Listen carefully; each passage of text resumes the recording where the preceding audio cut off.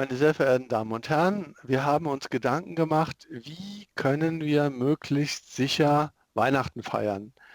Denn viele haben Angehörige, die schon alt sind und zur Risikogruppe gehören oder die krank sind.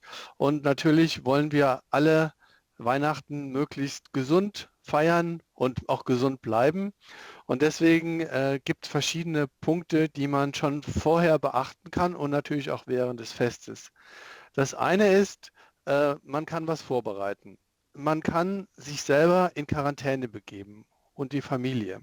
Also das heißt, am besten 10 Tage vorher oder es geht auch 5 Tage vorher, dann ist die Sicherheit nicht ganz so groß. Man macht es einfach so, dass man versucht, nicht in große Ansammlungen zu gehen. Also man hält sich ganz bewusst zurück. Man tut schon so, als wenn man in Quarantäne wäre. Und das hat den großen Vorteil, dass man dann sich nicht anstecken kann. Denn wenn praktisch die Familie, die Kernfamilie eng zusammen ist und miteinander bleibt, dann kann ja da keine Ansteckung reinkommen. Und dann kann man sich ziemlich sicher sein, dass an Weihnachten alle gesund sind. Also das wäre der erste Punkt, wie man es vorbereiten kann. Natürlich geht das nicht bei jedem, weil der eine oder andere muss halt doch noch arbeiten und muss eben doch noch mal raus. Aber viele können das vielleicht schon mal machen und auf diese Weise eine größere Sicherheit erzeugen. Dann gibt es einen Punkt, der wäre dann am Feiertag wichtig zu beachten. Und da müssen alle bedenken, wer nur den leisesten Hauch einer Krankheit hat, Husten, Schnupfen, Durchfall, wer sich nicht wohlfühlt, wer so allgemeine Gliederschmerzen hat, der soll nicht zum Fest gehen. Der soll alleine bleiben, der soll sich isolieren. Denn das sind ja die Symptome, wie wir alle mittlerweile gelernt haben, die der Beginn eben von so einer Corona-Krankheit sein können. Und leider ist es so, gerade die Menschen, die frische Symptome haben, die scheiden besonders viele Viren aus und die sind dann besonders gefährlich. Und das gilt auch in dem Fall, wo man, also wir gehen jetzt mal davon aus, Sie wollen am 24. feiern und Sie merken, am 22. oder am 21. da geht es Ihnen nicht so gut, da haben Sie diese Symptome und dann am 23. geht es Ihnen schon wieder ein bisschen besser und dann denken Sie, naja, am 24. kann ich ja dann gehen. Nein, das sollen Sie auch nicht.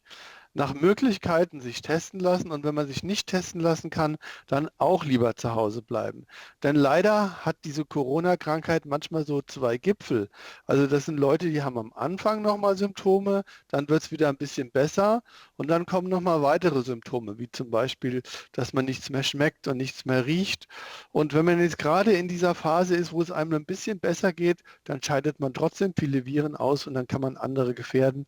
Also dann bitte auch nicht zum Fest gehen. Dann gibt es noch einen Punkt, der betrifft so die Organisation des Festes. Es ist so, wenn doch einer beim Fest dabei ist und andere ansteckt, dann dauert es nochmal 2 Tage, bis die anderen, die möglicherweise angesteckt worden sind, wieder andere anstecken. Das heißt, wenn man zum Beispiel am 24. mit der einen Familie und am 25. mit der anderen Familie feiert, dann kann noch nicht so viel passieren. Oder auch, also wenn das praktisch an einem Tag und am nächsten stattfindet, dann ist das noch nicht so gefährlich. Wenn Sie aber zum Beispiel am 24. feiern und am 27., dann sind dann schon wieder 3 Tage dazwischen und dann können sich schon wieder andere anstecken, wenn einer positiv ist. Und zwar ohne, dass man es merkt, weil dann am Anfang manchmal noch gar keine Symptome da sind. Oder wenn Sie an Weihnachten feiern und an Silvester feiern, dann ist das Risiko größer, dass dann eben nochmal eine größere Gruppe infiziert wird. Also versuchen, die Feierei zu konzentrieren. Das wäre schon mal ein ganz guter Punkt, um eine weitere Ausbreitung zu verhindern. Jetzt sind wir beim eigentlichen Fest. Was kann man da machen? Alle sollten Masken haben und dann gibt es natürlich die eine Möglichkeit, das sind die Alltagsmasken und die andere Möglichkeit, das sind die FFP2-Masken. Die können ja auch die Menschen über 60 und die Risikogruppen in der Apotheke abholen. Und da will ich einen Punkt Ihnen auch zeigen, also die können ja ganz unterschiedlich aussehen.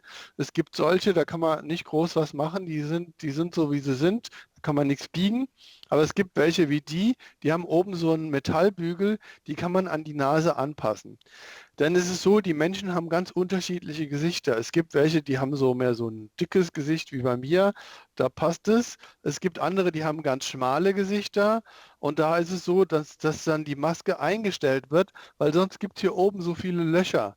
Und die Luft nimmt immer den Weg des geringsten Widerstandes. Das heißt, wenn da große Löcher sind und Sie atmen ein und aus, dann geht es halt daneben rein und daneben raus und dann schützt es nicht so gut, wie wenn die Maske eben gut ansitzt. Und das gilt auch für die Alltagsmasken. Manche Leute haben so ganz kleine Masken, wo dann immer die Nase runterrutscht. Die sind nicht so gut wie eine große Maske, die halt eben möglichst viel verbirgt. Der andere Punkt ist der Abstand. Wenn man möglichst große Abstände hat, wir sagen ja immer 1,50 Meter, in Amerika sagen sie 1,80 Meter. Also je größer der Abstand, umso besser eigentlich. Wo es immer schwierig wird, dann ist es eben beim Essen. Denn bis jetzt ist es noch nicht möglich, mit Maske zu essen. Nach Möglichkeit vermeiden oder wenn sie es nicht vermeiden wollen, wofür ich auch ein gewisses Verständnis habe, dann überlegen Sie doch, ob man nicht vielleicht dann zwei Tische aufstellen kann und einen auf der einen Seite und einen auf der anderen Seite und die Leute möglichst weit auseinandersetzen. Das ist natürlich nicht so gemütlich, wie wir es sonst gewohnt sind, aber es stellt eine größere Sicherheit dar. Sowohl der Abstand als auch die Masken, das alles hilft nur dann auch wirklich was, wenn Sie ans Lüften denken. Und beim Lüften ist es halt so, alle 20 Minuten möglichst quer lüften. Also nicht nur an ein Fenster aufmachen, da passiert nicht viel, sondern möglichst an den gegenüberliegenden Seiten oder bei manchen Häusern ist es ja, da geht es nicht. Da muss man eben die Tür aufmachen und vielleicht noch das Fenster im Hausflur, wenn es so die Treppe hochgeht und eben das Fenster oder mehrere Fenster auf der anderen Seite. Und wenn Sie merken, da ist so ein richtiger Durchzug, wo man sich dann normalerweise so richtig ärgert, ja, weil so ein Zug ist, das ist gerade gut, um die Viren wieder loszuwerden. Dann braucht man auch gar nicht lange, dann kann man dazu machen und dann ist die Luft gereinigt. Wenn man das macht, dann sind die ganzen Maßnahmen ganz gut.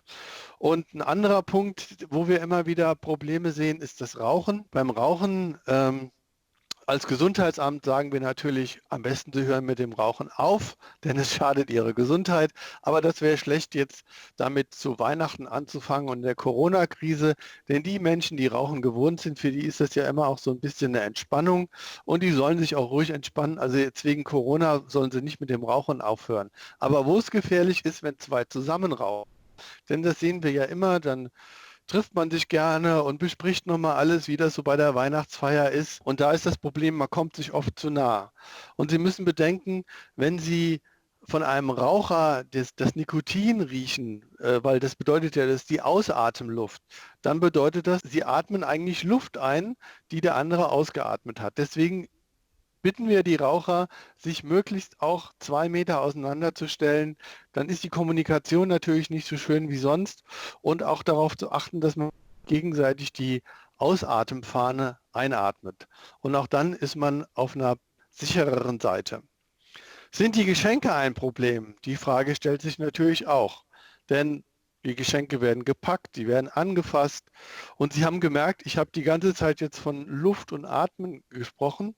Und wir haben in der Zwischenzeit auch gelernt, dass die Luft der Hauptübertragungsweg ist. Die Erfahrungen, die wir gemacht haben, sind die, wenn die Geschenke vorher gepackt sind, einen Tag vorher oder mehr, dann sind selbst wenn da ein Kranker die Geschenke gepackt hätte, sind die Viren in der Regel eingetrocknet, abgestorben, da passiert nicht mehr viel.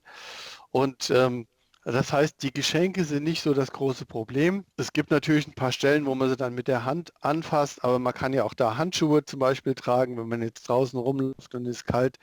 Also würde ich sagen, Geschenke sind nicht das Problem, die kann man weiter schön austauschen.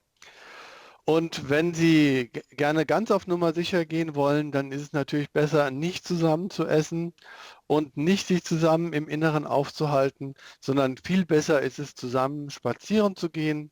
Vielleicht haben wir ja ein schönes Wetter und auch da darauf zu achten, wenn es so richtig kalt ist, dann sehen Sie ja beim Ausatmen, da sieht man so richtig so eine Wasserdampfwolke.